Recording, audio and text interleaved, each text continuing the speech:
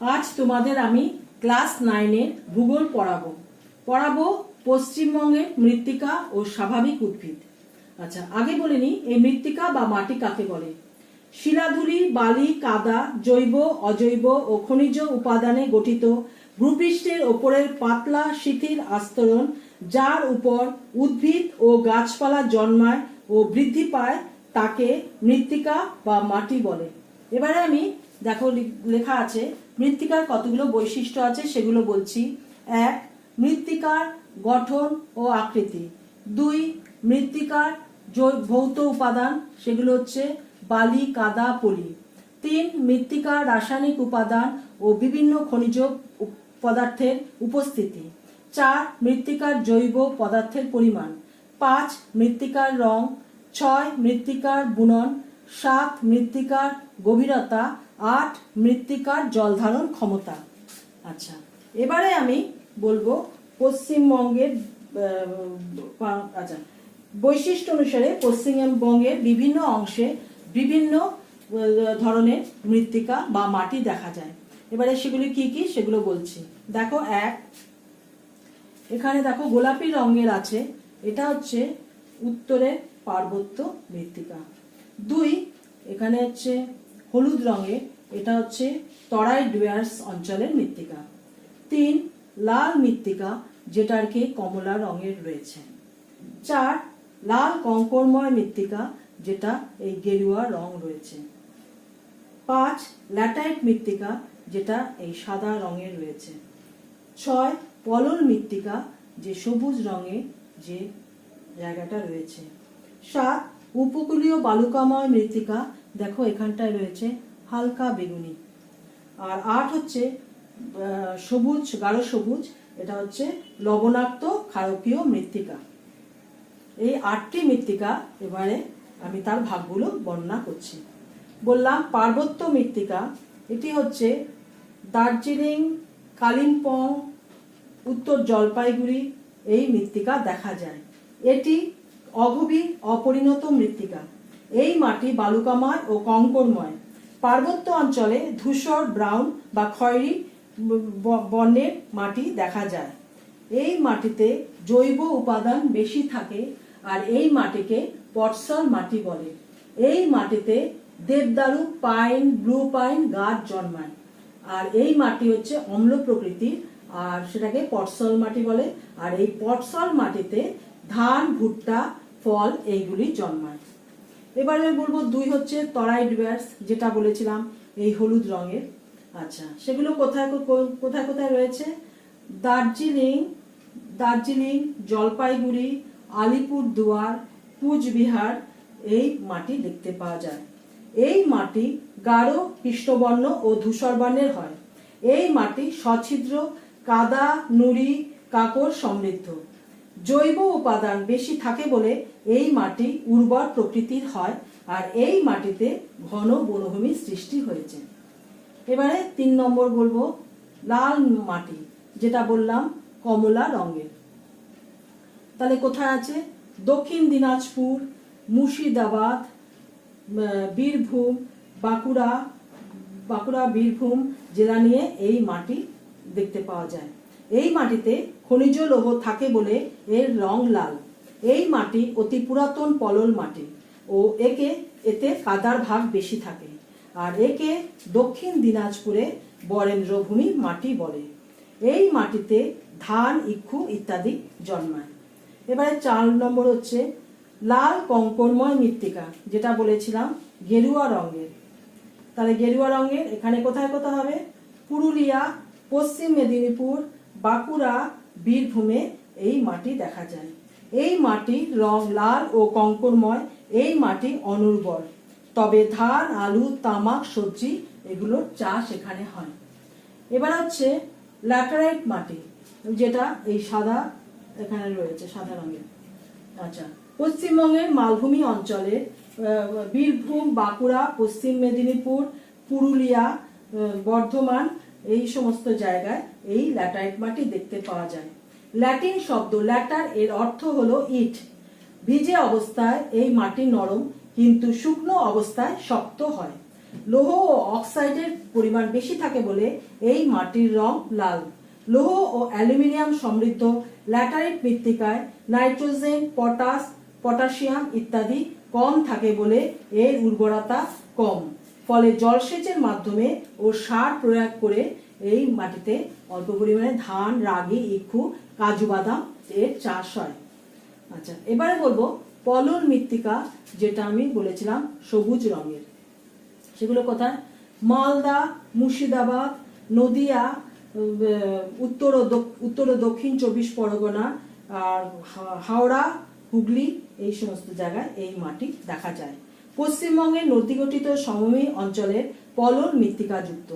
হিমালয়ের পার্বত্য বরফগলা জলে পুষ্ট নদীগুলির শিলাকে ভেঙে চূর্ণ বিচূর্ণ করে, পলিরূপে বহন করে আনে এবং সমতল ভূমিতে সঞ্চয় করে পলল মৃত্তিকা বা পলিমাটি গঠন করে। এই মাটি উর্বর, আর এই মাটিতে ধান, গম, পাট, ইক্ষু, ডাল, তৈলবীজ ও ফল ও শাকসবজি প্রচুর পাওয়া যায়। এই মাটিতে ফসফরাস ও হিউমাস সমৃদ্ধ। ভাগীরথী হুগলি নদীর পূর্ব তীরে মুর্শিদাবাদে বাগড়ি অঞ্চলে এই মাটি খুব উর্বর, আর এই মাটিতে ধান ও পাট চাষের পক্ষে উৎকৃষ্ট। আচ্ছা, এবারে বলবো উপকূলীয় বালিয়ারি মৃত্তিকা। উপকূলীয় যেটা বলেছিলাম হালকা বেগুনি রঙের, তার মানে পূর্ব মেদিনীপুর জেলার দক্ষিণ ভাগে এই জাতীয় মৃত্তিকা দেখতে পাওয়া যায়। এই মাটি বালুকাময় ও অনুর্বর। এখানে কাজু বাদাম, নারকেল ইত্যাদি ভালো চাষ হয়। এবারে লাস্ট 8, এটা হচ্ছে লবণাক্ত ক্ষারকীয় মৃত্তিকা, যেটা দেখো এখানে রয়েছে গাঢ় সবুজ রঙের। পশ্চিমবঙ্গের দক্ষিণে বঙ্গের বদ্বীপ অঞ্চলে লবণাক্ত এই মৃত্তিকা দেখা যায়। বিশেষ করে সুন্দরবন ও মেদিনীপুর জেলার উপকূলে বালিয়াড়ি অঞ্চলে এই মৃত্তিকা দেখা যায়। এই মাটি কোথাও বালুকাময়, কোথাও দোআঁশ। সুন্দরবনের অঞ্চলে মাটি কর্দমাক্ত। অতি বর্ষণের ফলে মৃত্তিকাকে উপরিভাগ অতিরিক্ত লবণ ধুয়ে বেরিয়ে গেলে এই মাটি সামান্য উর্বর হয়, আর তখন ধান, সবজি ইত্যাদি চাষ হয়। এবারে হচ্ছে মৃত্তিকার ক্ষয় আর সংরক্ষণ করাবো। এটা দেখো, ছবিটা দেখো, মৃত্তিকার ক্ষয় আর সংরক্ষণ। প্রাকৃতিক কারণে মৃত্তিকা ক্ষয় বা ভূমিক্ষয় হয়। সেগুলো কি কি দেখো: বায়ু প্রবাহ, ঝড়, বৃষ্টিপাত, নদী প্রবাহ, বন্যা প্রভৃতি। তাছাড়া মানবিক কারণেও মৃত্তিকা ক্ষয় হয়। সেগুলো হলো: 1. অনিয়ন্ত্রিতভাবে গাছ কাটা, 2. অবৈজ্ঞানিক প্রথায় চাষবাস, 3. অনিয়ন্ত্রিতভাবে পশু চারণ। আচ্ছা, এগুলো বললাম, এগুলো ক্ষয়। এবারে মৃত্তিকা সংরক্ষণ কি করে করব? সেগুলো হচ্ছে: 1. দেখো, ঝুম চাষ নিষিদ্ধকরণ। ঝুম চাষ হচ্ছে জঙ্গল পুড়িয়ে যে চাষবাস করা হয়। 2. পশুচারণ নিয়ন্ত্রণ। 3. ধাপ চাষ, পাহাড়ের গায়ে ধাপ কেটে কেটে যে চাষটা করা হয়। 4. অবৈজ্ঞানিকভাবে চাষ ও গাছ কাটা। 5. বৃক্ষরোপণ ও বনভূমি সৃষ্টি করতে হবে। 6. শস্যাবর্তন পদ্ধতিতে চাষ করতে হবে। আচ্ছা, এবারে আমি বলবো পশ্চিমবঙ্গের মৃত্তিকা হয়ে গেল, আর মৃত্তিকার ক্ষয় সংরক্ষণ একটু বললাম। আচ্ছা, এবারে আমি পড়াবো পশ্চিমবঙ্গের স্বাভাবিক উদ্ভিদ। এবারে একটু আগে বলে নিই, এই স্বাভাবিক উদ্ভিদ কাকে বলে। যে সমস্ত গাছ বা উদ্ভিদ কোনো স্থানের জলবায়ু, মৃত্তিকা, ভূমিঢালের উপর নির্ভর করে, মানুষের হস্তক্ষেপ ছাড়াই জন্মায় ও বড় হয়, তাদের ওই স্থানের স্বাভাবিক উদ্ভিদ বলে। স্বাভাবিক উদ্ভিদকে যে কোনো দেশের পক্ষে একটি বিশেষ সম্পদ। স্বাভাবিক উদ্ভিদের অভাবে দেশ মরুভূমিতে পরিণত হতে পারে। ভূপ্রকৃতি, মৃত্তিকা ও জলবায়ু স্বাভাবিক উদ্ভিদকে নিয়ন্ত্রণ করে। জলবায়ু, মৃত্তিকা ও ভূমির উচ্চতার ভিত্তিতে পশ্চিমবঙ্গে বিভিন্ন উদ্ভিদ দেখা যায়। রাজ্যের মোট আয়তনের 16% বনভূমি দখল করে আছে। আচ্ছা, এবার হচ্ছে যেমন আগে মাটির ভাগগুলো বলেছিলাম, এবারে স্বাভাবিক উদ্ভিদের ভাগগুলো আমি বলছি। পশ্চিমবঙ্গের স্বাভাবিক উদ্ভিদগুলি হলো, এক, দেখো, উত্তরের পার্বত্য অঞ্চল ও সরলবর্গীয় ও চিরহরিৎ অরণ্য, যেটা আর কি হালকা সবুজ অ্যারোদ্যারা রয়েছে। দুই, তরাই অঞ্চলের মিশ্র বনভূমি, যেটা সবুজ রঙের রয়েছে, গাঢ় সবুজ। তিন, পশ্চিমবঙ্গের মালভূমি অঞ্চলের স্বাভাবিক উদ্ভিদ, যেটা দেখো হলুদ রং দেওয়া রয়েছে। চার, সমভূমি অঞ্চলের উদ্ভিদ সবুজ রঙের রয়েছে। পাঁচ হচ্ছে সুন্দরবন বা সমুদ্র উপকূলবর্তী বনভূমি, যেটা দেখো সবুজ রয়েছে কিন্তু অ্যারো নেই, সেটা এই হচ্ছে 5 ভাগে ভাগ করা যায়। এবার এক একটি ভাগ বলছি। উত্তরের পার্বত্য অঞ্চলে সরলবর্গীয় ও চিরহরিৎ বৃক্ষের বনভূমি। উচ্চ পার্বত্য অঞ্চলে সাধারণত বিভিন্ন উচ্চতায় বিভিন্ন প্রকার উদ্ভিদ জন্মায়। 15 ডিগ্রি সেন্টিগ্রেড থেকে 30 ডিগ্রি সেন্টিগ্রেড উষ্ণতায় 100 থেকে 250 সেন্টিমিটার বৃষ্টিপাত অঞ্চলে এই প্রকার উদ্ভিদ দেখতে পাওয়া যায়। সেগুলো কোথায় কোথায় দেখো, দার্জিলিং, কালিম্পং, জলপাইগুড়ি আর আলিপুরদুয়ার, এই সমস্ত জায়গায় এই উদ্ভিদ দেখতে পাওয়া যায়। পার্বত্য অঞ্চলে 1330 থেকে 2700 মিটার উচ্চতায় আর্দ্র পর্ণমোচী, যেটা বছরে একবার পাতা ঝরে যায়, বৃক্ষ যেমন পপলার, এলম, ম্যাপল, ওক, এই বৃক্ষ জন্মায়। 2700 থেকে 4000 মিটার উচ্চতায় চিরহরিৎ, মানে সারা বছর সবুজ পাতায় ঢাকা থাকে, যেমন দেবদারু, পাইন, স্প্রুস, হেমলক, সিডার ইত্যাদি বৃক্ষ জন্মায়। একই উচ্চতায় সরলবর্গীয় বৃক্ষ, সেগুলো কিরকম দেখতে হয়, গাছে যাতে তুষারপাত না জমে সেজন্য সরলবর্গীয় গাছের মাথা খুব সরু ও পাতা সুচালো ও কোণ বিশিষ্ট হয়, মন্দিরের মতো দেখতে হয়।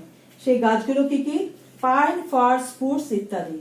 4000 থেকে 5300 মিটার উচ্চতায় যে গাছগুলো দেখতে পাওয়া যায় সেগুলো হচ্ছে আলপীয় উদ্ভিদ।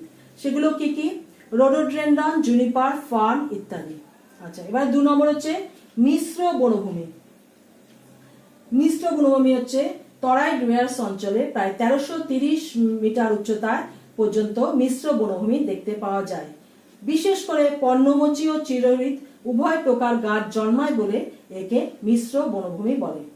পর্ণমোচী বছরে একবার পাতা ঝরে যায়, যেমন শাল, সেগুন, শিমুল প্রভৃতি গাছ দেখা যায়। শিশু, চাপলাস, গর্জন, রজুট, বাঁশ প্রভৃতি চিরহরিৎ উদ্ভিদ মিশ্র বনভূমিতে জন্মায়। এখানে কোথায় কোথায় দেখতে পাওয়া যায় দেখো, দার্জিলিং, জলপাইগুড়ি, আলিপুরদুয়ার, তরাই, তাছাড়া এই দক্ষিণ অংশে এই ধরনের বনভূমি দেখতে পাওয়া যায়। 25 ডিগ্রি থেকে 30 ডিগ্রি সেন্টিগ্রেড উষ্ণতা ও 100 থেকে 125 সেন্টিমিটার বৃষ্টিপাতযুক্ত অঞ্চলে এই বনভূমি দেখতে পাওয়া যায়। আচ্ছা, এবারে বলবো পশ্চিমবঙ্গের মালভূমি অঞ্চলে, যেটা হলুদ রঙের দেওয়া রয়েছে, সেই জায়গাটা দেখাচ্ছি। উচ্চতার আধিক্য, 30 ডিগ্রি সেন্টিগ্রেড শুষ্ক জলবায়ু, 125 সেন্টিমিটার বৃষ্টিপাত ও ল্যাটাইট মৃত্তিকার কারণে মালভূমি অঞ্চলে ক্রান্তীয় পর্ণমোচী বৃক্ষ বেশি জন্মায়, যেমন শাল, মহুয়া, পলাশ, কেন্দু, কুসুম, অর্জুন প্রভৃতি এখানকার প্রধান বৃক্ষ। তাছাড়া যে গাছগুলো হয় সেগুলো শীতকালে পুরো পাতা ঝরে যায়। এগুলো কোথায় কোথায় দেখা যায় দেখো, পুরুলিয়া, বাঁকুড়া, ঝাড়গ্রাম, মেদিনীপুর, পশ্চিম মেদিনীপুর, এখানে এই বৃক্ষগুলো দেখতে পাওয়া যায়। আচ্ছা, এবারে বলবো সমভূমি অঞ্চলের স্বাভাবিক উদ্ভিদ। এই সবুজ যে জায়গাটা রয়েছে সমভূমি অঞ্চল, তার মানে উত্তর ও দক্ষিণ দিনাজপুর, মালদা, মুর্শিদাবাদ, নদিয়া, হাওড়া, হুগলি, উত্তর ও দক্ষিণ 24 পরগনা প্রধানত ক্রান্তীয় পর্ণমোচী বৃক্ষের প্রাধান্য দেখা যায়। 15 ডিগ্রি থেকে 30 ডিগ্রি সেন্টিগ্রেড উষ্ণতা, 100 থেকে 200 সেন্টিমিটার পর্যন্ত বৃষ্টিপাত, বেশি এরকম বৃষ্টিপাতযুক্ত অঞ্চলে এই উদ্ভিদ জন্মায়। এই সকল গাছ আসবাবপত্র নির্মাণে বেশি ব্যবহার করা হয়। তার মধ্যে আম, জাম, শাল, পলাশ, নিম, জারুল, শিরীষ প্রভৃতি গাছ দেখতে পাওয়া যায়। কৃষিকাজ ও বাসস্থান নির্মাণের তাগিদে এই বন অঞ্চলের বহু অংশ আবার কেটে পরিষ্কার করে ফেলা হয়েছে। আচ্ছা, লাস্ট যেটা আছে সেটা হচ্ছে সুন্দরবন বা সমুদ্র উপকূলবর্তী অঞ্চলের উদ্ভিদ বলবো, যেটা আর কি গাঢ় সবুজ রঙের রয়েছে। পশ্চিমবঙ্গের বদ্বীপ অঞ্চলে নদীগুলির মোহনার নিকট এই প্রকার উদ্ভিদ বেশি জন্মায়। এই অঞ্চলের প্রধান গাছগুলিকে ম্যানগ্রোভ বলে। ম্যানগ্রোভ জোয়ারের প্রভাবে মাটি আর্দ্র থাকে বলে উদ্ভিদগুলি চিরহরিৎ প্রকৃতির হয়। কাদা বালিযুক্ত আলগা মাটির প্রভাবে আটকে থাকার জন্য কাণ্ড থেকে স্তম্ভমূল ও ঠেস ফুল বের হয়, যারা মাটির গভীরে বিস্তৃত হয়। 3. লবণযুক্ত কর্দমাক্ত মাটিতে অক্সিজেন কম থাকায় শ্বাসকার্যে সহায়তা করার জন্য শ্বাসমূল বের হয়। তাছাড়া এদের জরায়ুজ অগ্নুদ্গম দেখা যায়, শুধু সুন্দরী গাছে দেখা যায় না। 4. উদ্ভিদের পাতা পাতলা, ছোট, শক্ত, তৈলাক্ত ও মসৃণ হয়, আর বনভূমি খুব ঘন হয়। এবারে এখানকার যে বনভূমিগুলো আছে সেগুলো হচ্ছে সুন্দরী, গরান, গেওয়া, হোগলা, গোলপাতা, কেওড়া প্রভৃতি গাছ। এখানে একটা কথা বলে দিই, সেটা হচ্ছে সুন্দরবন হচ্ছে পৃথিবীর বৃহত্তম ম্যানগ্রোভ অরণ্য। আচ্ছা, এবারে আমি বলবো স্বাভাবিক উদ্ভিদের ব্যবহার। দেখো এখানে লিখে দিয়েছি স্বাভাবিক উদ্ভিদের ব্যবহার। 1 হচ্ছে শিল্পজ কাঠ, আসবাবপত্র, গৃহ, নৌকা, জাহাজ প্রভৃতি নির্মাণে শাল, সেগুন, শিরীষ প্রভৃতি গাছের কাঠ ব্যবহৃত হয়। প্যাকিং বাক্স, দেশলাই প্রস্তুতে শিমুল, পাইন প্রভৃতি গাছের কাঠ ব্যবহৃত হয়। 2 নম্বর দিয়েছি জ্বালানি কাঠ। জ্বালানি কাঠ হিসাবে সুন্দরী প্রভৃতি বিভিন্ন গাছের শুকনো ডাল পাতা ব্যবহৃত হয়। 3 হচ্ছে উপজাত দ্রব্য থেকে বিভিন্ন উপজাত দ্রব্য সংগ্রহ করা হয়, যেমন শাল গাছের পাতা দিয়ে থালা, বাটি এগুলো তৈরি করা হয়। তাছাড়া কেন্দু পাতা দিয়ে বিড়ি তৈরি করা হয়। 4 নম্বর দিয়েছি ওষুধ তৈরিতে বিভিন্ন ভেষজ উদ্ভিদ, ম্যানগ্রোভ উদ্ভিদের ছাল, পাতা, ডাল, মূল, কাণ্ড প্রভৃতি ওষুধ তৈরিতে কাজে লাগে। 5 পশুখাদ্য রূপে ম্যানগ্রোভ উদ্ভিদ পুষ্টিকর পশুখাদ্য হিসেবে ব্যবহৃত হয়। 6 প্রোটিন খাদ্যের ভাণ্ডার হিসাবে ম্যানগ্রোভ অরণ্য অঞ্চলে বিভিন্ন প্রকৃতির মাছ, কাঁকড়া, ঝিনুক, চিংড়ি প্রভৃতি প্রচুর পরিমাণে পাওয়া যায়, সেজন্য প্রোটিন পাওয়া যায়। আচ্ছা, এবারে আমি বলবো অরণ্য সংরক্ষণ। এবারে বলে নিচ্ছি আগে অরণ্য সংরক্ষণ কাকে বলে। সম্পদ সংরক্ষণ বলতে বোঝায় অপচয় বন্ধ করে সম্পদের সুপরিকল্পিত ব্যবহার। অরণ্য মানুষের কাছে অনন্য সম্পদ তথা পরম বন্ধু। এই অমূল্য জৈব সম্পদের অপচয় বন্ধ করে সঠিকভাবে বিজ্ঞানসম্মত ব্যবহারই হলো অরণ্য সম্পদ। এবারে আমি বলবো এই অরণ্য সংরক্ষণের কতগুলো পদ্ধতি আছে। সেগুলো হচ্ছে অরণ্যকে সংরক্ষণ করতে হলে কতগুলি উপায় আছে, যেমন 1 অনিয়ন্ত্রিতভাবে বৃক্ষচ্ছেদন রোধ। অনিয়ন্ত্রিতভাবে বৃক্ষচ্ছেদন বন্ধ করতে হবে। কাঠের চাহিদার যোগানের মধ্যে সামঞ্জস্য রেখে পরিণত গাছ কাটার পরিমাণ নির্ধারণ করতে হবে। 2 অপরিণত বৃক্ষচ্ছেদন হ্রাস। শিশু ও চারা গাছ যাতে কাটা না যায় সেদিকে বিশেষভাবে নজর দিতে হবে। 3 নম্বর কাঠের জ্বালানির পরিবর্তে বিকল্প জ্বালানির ব্যবস্থা। উন্নতশীল ও অনুন্নত দেশের দরিদ্র মানুষেরা বনভূমির কাঠকে জ্বালানি হিসেবে ব্যবহার করে। পরিবর্তে সুলভ জ্বালানির বন্দোবস্ত ও ব্যবহার বৃদ্ধি করতে হবে। গোবর গ্যাস ও অন্যান্য জৈব গ্যাস, এভাবে বনভূমি অনেকখানি সংরক্ষণ করা সম্ভব হবে। 4 হচ্ছে দাবানল প্রতিরোধ। উদ্ভিদের শাখা প্রশাখা বা মনুষ্য সৃষ্ট কারণে দাবানল সৃষ্টি হয়। দাবানল রোধ করার জন্য রৈখিক পদ্ধতিতে কাঠ সংগ্রহের মাধ্যমে নির্দিষ্ট দূরত্ব অন্তর মুক্ত অঞ্চলে সৃষ্টি করতে হবে। আচ্ছা, এবার হচ্ছে দাবানল প্রতিরোধ। আচ্ছা, এবারে হবে বৃক্ষের রোগ প্রতিরোধ। আচ্ছা, কীটপতঙ্গ, জীবাণু প্রভৃতির দ্বারা গাছ যেন আক্রান্ত না হয় তাকে সরিয়ে দেওয়ার জন্য এবং নিয়মিতভাবে তাকে কীটনাশক ও রোগ প্রতিষেধক রাসায়নিক দ্রব্য ইত্যাদি স্প্রে করা প্রয়োজন। আচ্ছা, এবার হচ্ছে পশুচারণ নিয়ন্ত্রণ। বনভূমিতে কঠোরভাবে পশুচারণ নিয়ন্ত্রণ করতে হবে। এগুলো হচ্ছে অরণ্য সংরক্ষণ। আচ্ছা, এবার আমি বলবো বনসৃজন, পুনঃবনসৃজন। আচ্ছা, বনসৃজন কাকে বলছে? পতিত বা অনাবাদি জমি, হীনভাবে জমি, জলাধারের পাড়ে উদ্ভিদ চারা রোপণের মাধ্যমে নতুন কৃত্রিম বনভূমি গড়ে তোলার প্রয়োজন, একে বনসৃজন বলে। অরণ্য পরিষ্কার করা অঞ্চল, দাবানল বা কোনো কারণে ধ্বংসপ্রাপ্ত অরণ্য, অপরিণত বৃক্ষচ্ছেদন হওয়ার ফলে উদ্ভিদশূন্য অঞ্চলে বৃক্ষরোপণের মাধ্যমে পুনরায় নতুন বনভূমি গড়ে তোলা যায়, একে বলা হয় পুনঃবনসৃজন। আচ্ছা, এবারে আমি বলবো যে সামাজিক বনসৃজন কাকে বলে। প্রধানত গ্রামাঞ্চলে অনুন্নত ও দরিদ্র অধিবাসীদের আর্থ সামাজিক উন্নতির উদ্দেশ্যে নির্দিষ্ট অরণ্য সীমার বাইরে পতিত পরিত্যক্ত অনাবাদি জমিতে নতুন করে গাছ লাগিয়ে অরণ্যের বিকাশ ঘটানোকে বলা হয় সামাজিক বনসৃজন। বর্তমানে সামাজিক বনসৃজনের মাধ্যমে জমির আল, সড়কপথ ও রেল লাইনের দুপাশে ফাঁকা জমিতে, নদী ও খালপাড় বরাবর, শিল্পাঞ্চলের ফাঁকা স্থানে, অব্যবহৃত খনি অঞ্চলে আকাশমণি, ইউক্যালিপটাস, নিম, করমচা প্রভৃতি গাছ লাগানো হয়। আচ্ছা, এদের উদ্দেশ্য কি? এক, গ্রামীণ গরিব মানুষেরা আয় বৃদ্ধি করে জনগণের সামাজিক উন্নতি ঘটানো। দুই, মিশ্র বনভূমি তৈরির মাধ্যমে জ্বালানি কাঠ, ফলমূল, নানা উপজাত দ্রব্য, কাঠ, পশুখাদ্য উৎপাদন করা। তিন হচ্ছে পরিবেশের ভারসাম্য বজায় রাখা। চার, অরণ্য বাস্তুতন্ত্র ও প্রাকৃতিক পরিবেশের ভারসাম্য রক্ষা করে। আচ্ছা, এবারে লাস্ট বলবো কৃষি বনসৃজন কাকে বলছে।